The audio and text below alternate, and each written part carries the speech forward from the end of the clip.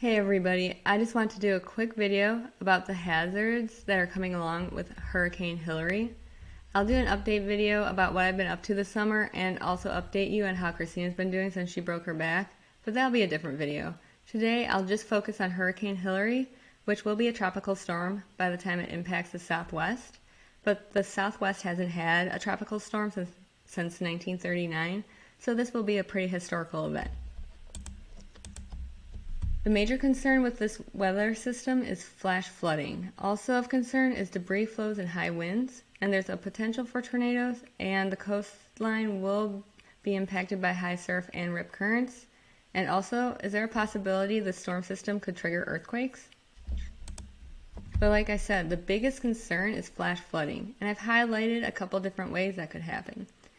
Urban flooding could impact cities because cities have a lot of concrete and cement, and that doesn't absorb water. So you have to rely heavily on the city to create drainage pathways to move this water away.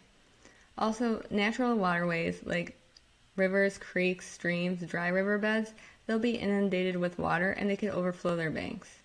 Also, there's a lot of hills and valleys in the Southwest, and when the water from these high rainfall events come down these hills into these valleys, at these low points in these valleys, there are, in some cases, roads like interstates, and they can become their own waterways. I've included here a flood risk map. I will put in the description of this video where I found this on the internet, so you can check it out for yourself so you can get a better look at the risk in your area, and also to see if there are any updates to it. Don't drive into floodwater. Moving floodwater can float a vehicle away in 1.5 to 2 feet of water. And this includes SUVs and trucks. And also just don't drive into any type of floodwater, because you could get water in your air intake and cause hydrolock, and that can actually ruin your car. And you'll stall out in the water. And just so you know, that floodwater is not crystal clean water. It could have waste in it, and it could have other debris and bacteria, and you don't want to be in floodwaters. I know a lot of people in the Southwest prepare for natural disasters. So just a reminder that your medications and medical devices and personal documents, if you think there's a possibility you could go out into this heavy rainfall event for any reason, do make sure to put that in water-resistant bags. Also, if you've evacuated, you think you may have to evacuate, just let somebody know. Let them know if you're going somewhere, or if there's a possibility you could be going somewhere. Let somebody know. And as you prepare your family, include your pets in that preparation. Pets inside, make sure you have their carrier set to go if you think there's a possibility you may have to leave. And also, if you have pets outside, don't forget about them, because they're going to be out in this. And so make sure that they have a livable situation too. So the next concern is debris flows. It's like the soil, the ground becomes liquefied. It becomes water, and it can move at 60 miles per hour. So this becomes even more of a concern in an area where there's less plants, because plants have roots that can hold soil together. And if there's not a lot of plants there, there's not a lot of roots holding the soil together. And this can happen definitely in places where there have been wildfires they say, about the last 2 to 5 years, because the vegetation just hasn't grown back yet in order to hold that soil together with its roots. And they're called debris flows. They're also called landslides and mudslides, but they're debris flows because they carry more than just land and mud. They carry trees and boulders, vehicles, electrical poles, anything that they run into, they will carry away with it. They can impact structures. They can move structures off their foundations. They can move structures away. And they also can block roads with debris. They can damage roads and make them almost impassable, or they can even completely remove roads. So debris flows are a very serious thing.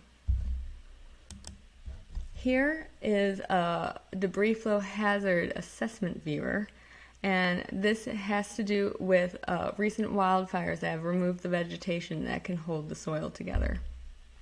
I will put in the description of this video a link to this viewer if you want to see if there's a hazard in your area. Another concern, like I said, high winds. You should, during your preparation, have already brought in anything that could blow away and fasten down anything that you couldn't bring in. And also be mindful because trees could come down in high winds and there could also be power outages. Here is the wind outlook, and I will put in the description of this video where I found this so you can look at the wind hazard in your area. There is a possibility for tornadoes. Let me just move myself. It's not a large threat, but it's possible because whenever there's tropical storms or hurricanes, you can have a possibility of spin-up tornadoes. They're not large-scale wedge tornadoes like you see in the plain states, but they can still be damaging. And this will occur in the northeast section of the storm system. And so here's a tornado outlook. And if you want to look to see if there's a chance of a tornado in your area, or if you want to see if there's an update to this, I will put in the description a link to this as well. There isn't going to be no large storm surge with this tropical storm, but you will still see high surf, large waves, and riptides along the coastline. But you should definitely not go to the beach during this, and but just be aware that this is occurring. Could an earthquake be triggered by this weather system? If this large amount of rainfall could slip an active fault or even reactivate an old fault, it would not be large scale.